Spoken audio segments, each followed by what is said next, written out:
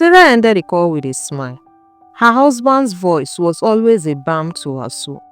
Even when the money was small, the love they shared was big. She looked at the alert on her phone again. 50,000 naira. That was all. For foodstuffs for a family of 4. But Sarah wasn't worried. She knew how to manage. She believed in her husband and the love they built together.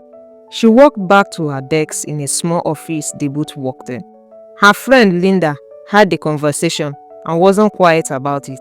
Sarah, 50k? In this economy? Linda asked with raised brows, leaning back on her chair like a queen. Sarah chuckled softly. He's doing his best. That man is good. He's been trying. I believe things will get better. Linda scoffed. I can't live like that. My man can't try that nonsense. Never. Sarah smiled gently. We are not the same, Linda. What you can't take, I can endure for love. Sarah didn't say more. The day dragged on. Then Linda's phone began to ring non-stop. First, she ignored it. Then she picked it and rushed into the convenience room. Something about her movement seemed off. Sarah's eyes narrowed. Curiosity won, and she tiptoed behind her. The voice she heard on the phone made her heart drop. You are an idiot. No food in this house. You think I'm joking? You better pack out before I come back. Sarah stood frozen as Linda begged and pleaded. I'm sorry, sir. Please forgive me. It won't happen again. Sarah's hand trembled on the door handle. The truth was right in front of her. Sarah stood at the door, her ears ringing, with the insult Linda just received from her fiancé. The strong, loud Linda, who always boasted about how no man dared raise his voice at her, was now stammering and begging like a frightened child. Sarah quietly pushed the door open just as Linda ended the call. Their eyes met. Ah, Sarah, what are you doing here? Linda stuttered, wiping her tears. I hope you didn't hear the discussion. Sarah walked in slowly, calm and steady. I heard everything, Linda. I heard how your fiancé shouted at you like a maid. Linda's face turned red with shame. It's not what it sounds like. Oh, it's exactly what it sounds like, Sarah interrupted, her voice still gentle. And this same man hasn't even married you yet. Linda opened her mouth, but no words came out. Sarah continued. Just minutes ago, you are mocking me because I accepted 50k from a loving husband. You said you can't take nonsense from a man. But my dear, you are not just taking it, you are eating it. The silence between them grew thick. Linda looked down, unable to defend herself. For the first time in a long while, Sarah felt a shift in power. The one who used to be mocked was now giving the advice. Get a life, Linda, she said kindly. You deserve more than this. And with that, Sarah walked back to her seat, leaving Linda standing in a puddle of her own pride. Linda couldn't concentrate at work. Her fingers trembled as she typed. Sarah's word echoed in her head like a drumbeat. You are not taking it, you are eating it. It wasn't just about the insult. It was the way Sarah looked at her, with pity. She had never felt so small. That evening, Linda got home early. Her fiancé Raymond hadn't returned. She looked around the house. Everything was clean. Meals were cooked. She thought it would please him.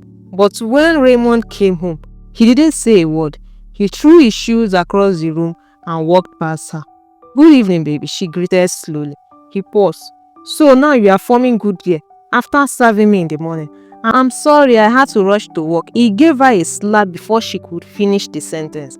Linda staggered backward, her eyes wide in disbelief. Raymond, she screamed. You want to raise your voice at me now? Try it again.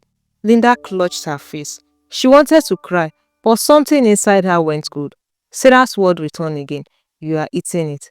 The next day at work, Linda wore sunglasses. What happened to your eyes? Sarah asked, her tone laced with concern. I slept in the bathroom, she lied. Sarah didn't press further. Instead, she said, you can talk to me, you know. At lunch, Linda broke down. She confessed everything.